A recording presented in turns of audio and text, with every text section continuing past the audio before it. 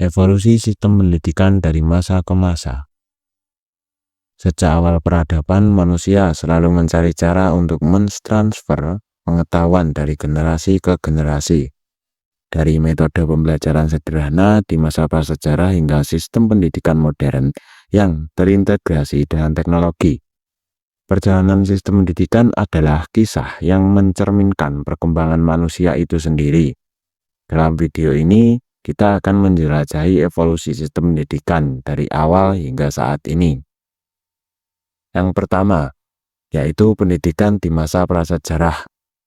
Pernahkah Anda bertanya-tanya bagaimana manusia pada masa prasejarah belajar dan bertahan hidup? Tanpa sekolah, tanpa buku, bahkan tanpa bahasa tulis.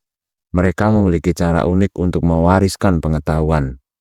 Di video kali ini kita akan membahas bagaimana pendidikan berlangsung di era prasejarah, sebuah masa yang penuh tantangan dan inovasi manusia. Pada masa prasejarah, pendidikan bersifat informal dan langsung. Pengetahuan tentang berburu, bercocok tanam, serta keterampilan hidup diajarkan melalui observasi dan praktek langsung di lingkungan alam. Anak-anak belajar dari orang dewasa melalui pengalaman nyata tanpa adanya struktur formal seperti sekolah. Konsep pendidikan di masa prasejarah. Pendidikan di masa prasejarah bukanlah pendidikan formal seperti yang kita kenal hari ini. Namun itu tidak berarti mereka tidak belajar. Pada masa ini pendidikan bersifat langsung dan praktis. Orang tua, anggota suku, dan para tetua menjadi guru, sementara anak-anak dan generasi muda menjadi murid.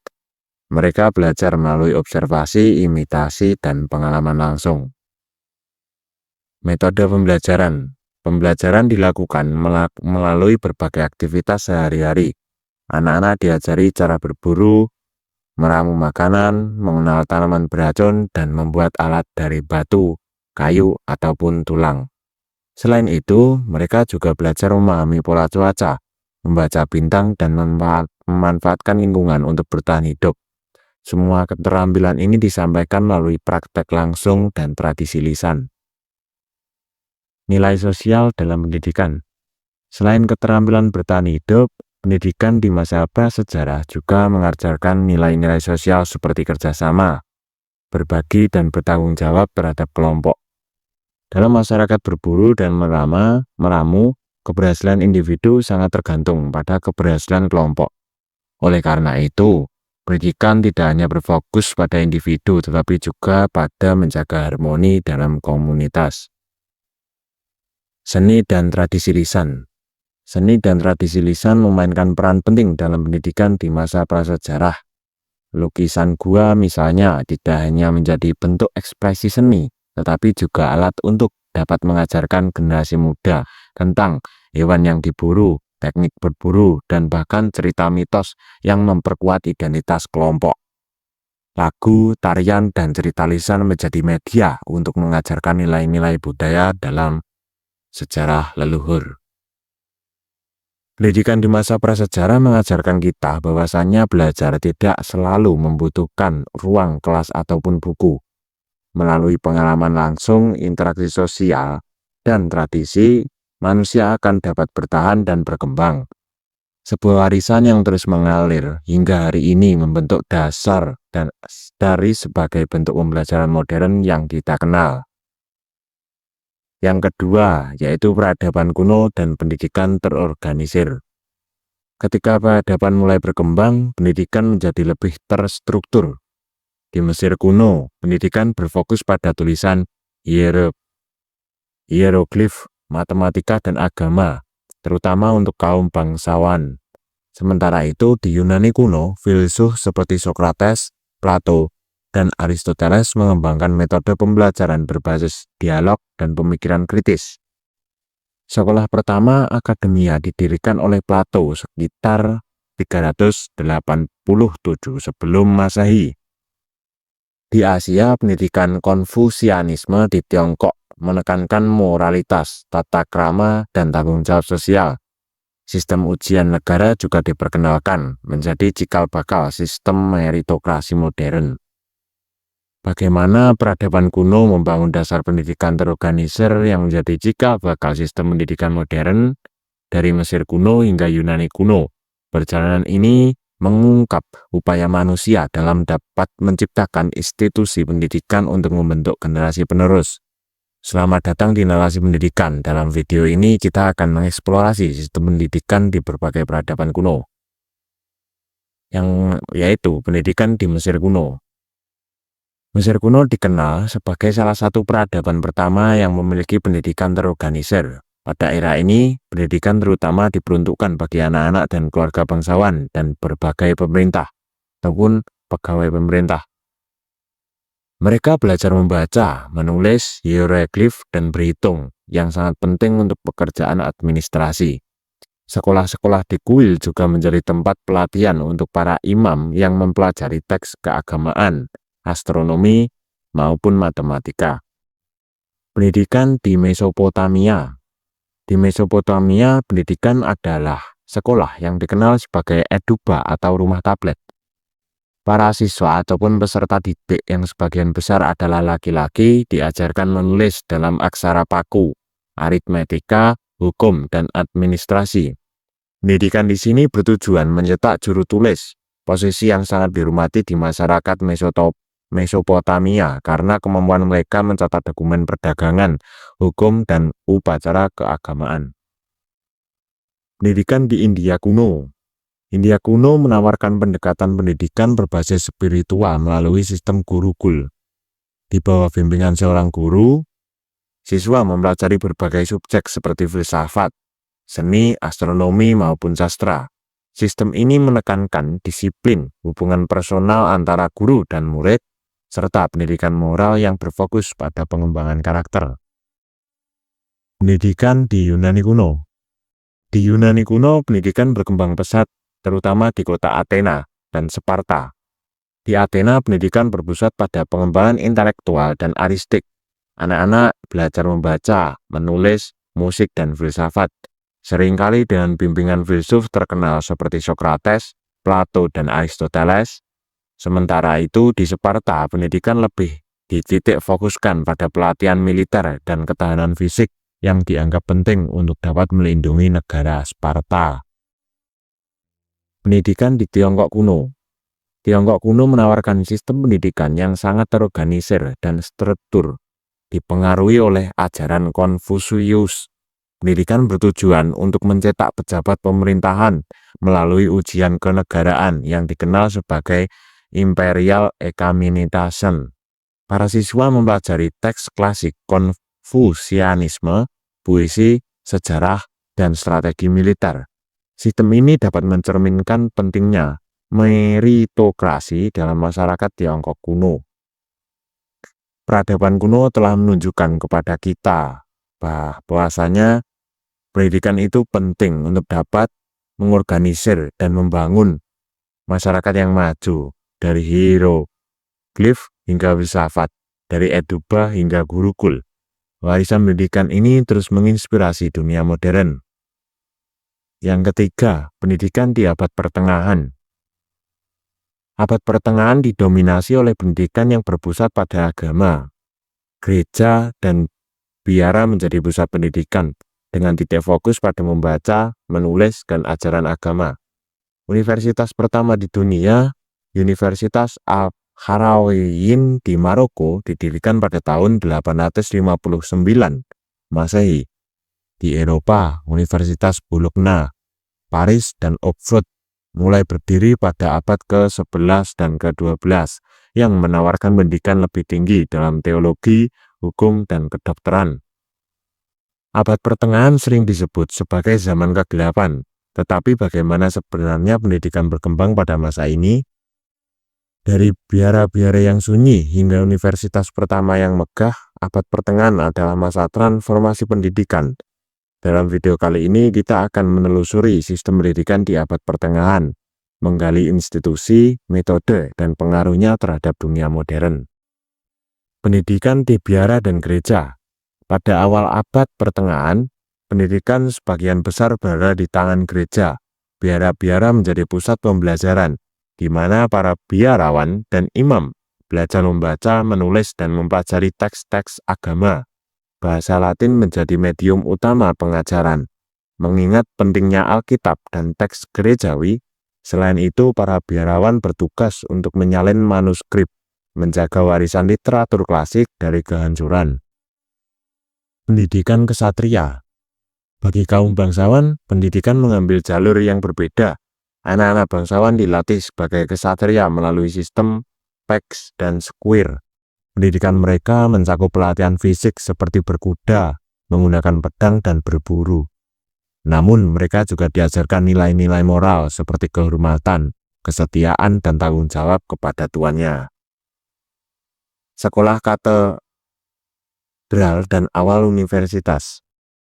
Sering berjalannya waktu, sekolah-sekolah katedral berkembang untuk memenuhi kebutuhan pendidikan di luar biara.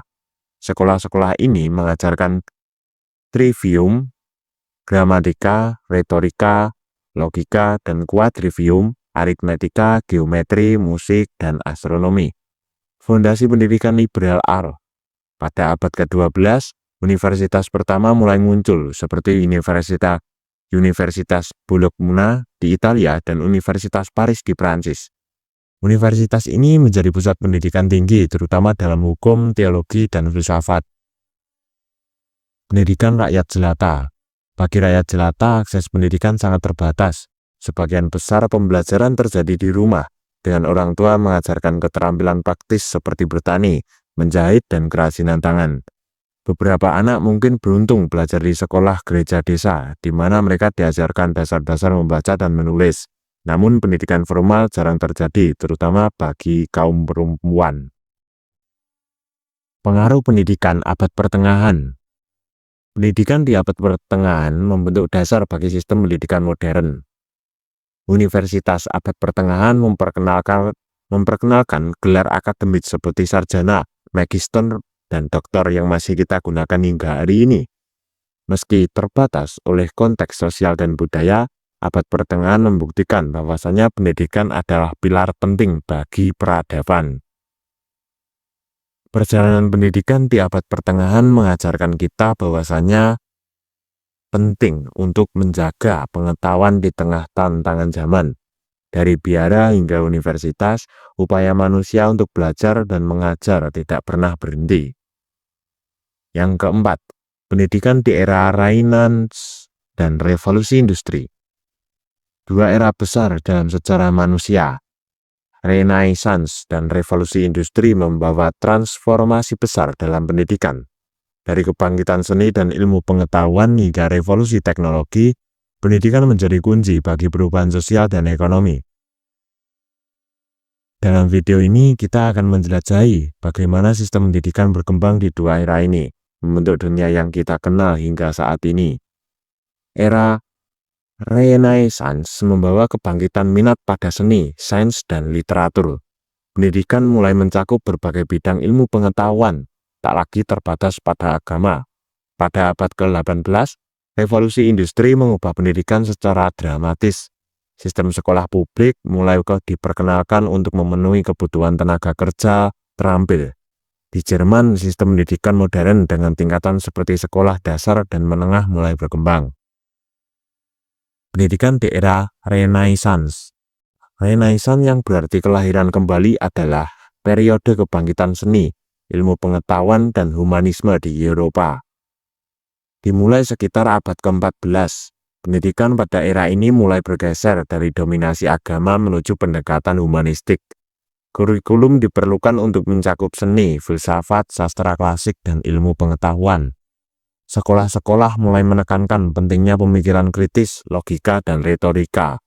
Universitas seperti Universitas Oxford, Universitas Cambridge, dan Universitas Padua menjadi pusat pembelajaran yang menghasilkan tokoh-tokoh besar seperti Leonardo da Vinci, Galileo Galilei, dan Erasmus. Selain itu, penemuan mesin cetak oleh Johannes Gutenberg mempercepat penyebaran buku dan ilmu pengetahuan ke seluruh Eropa. Pendidikan dan peran humanisme.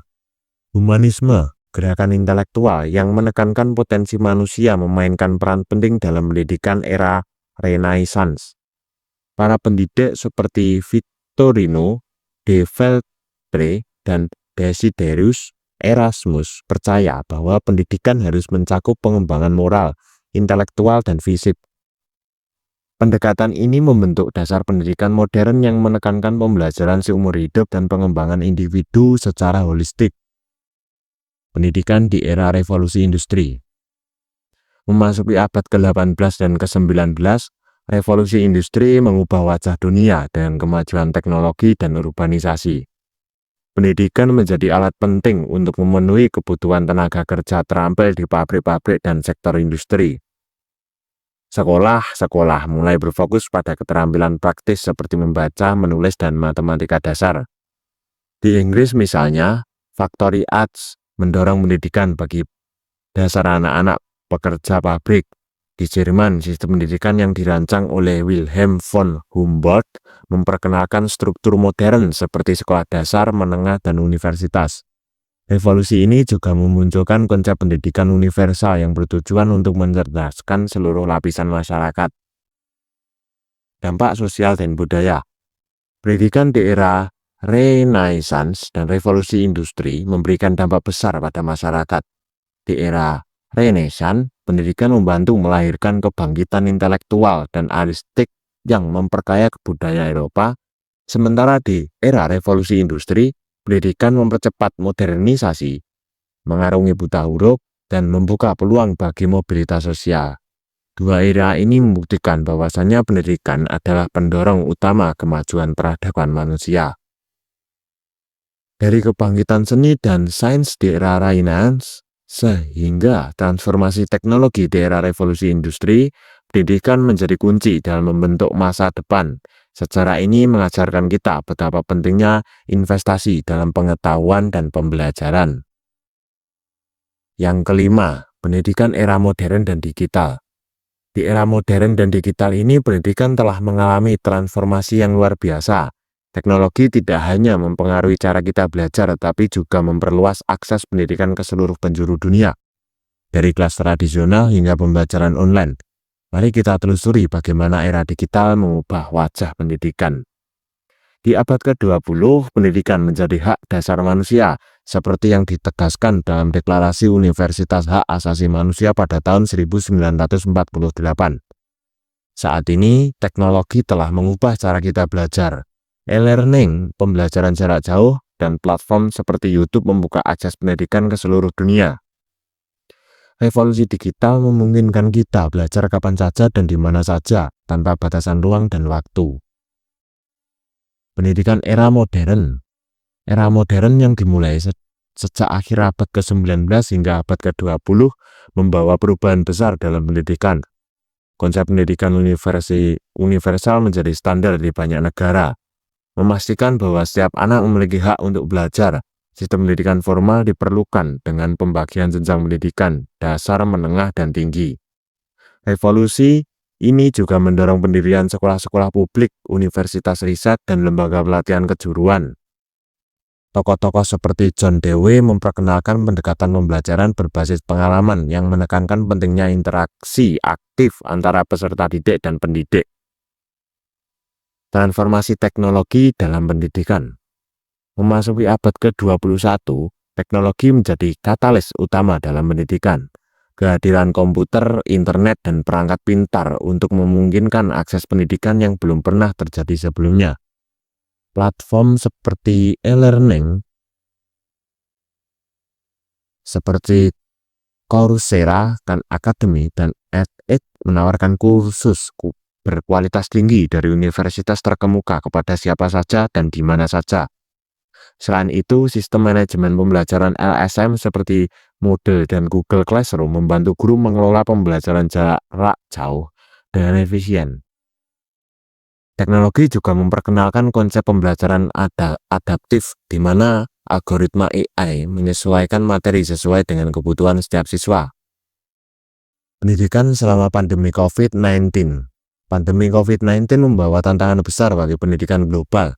Sekolah dan universitas terpaksa ditutup, memaksa lebih dari 1,5 miliar peserta didik untuk beralih ke pembelajaran daring.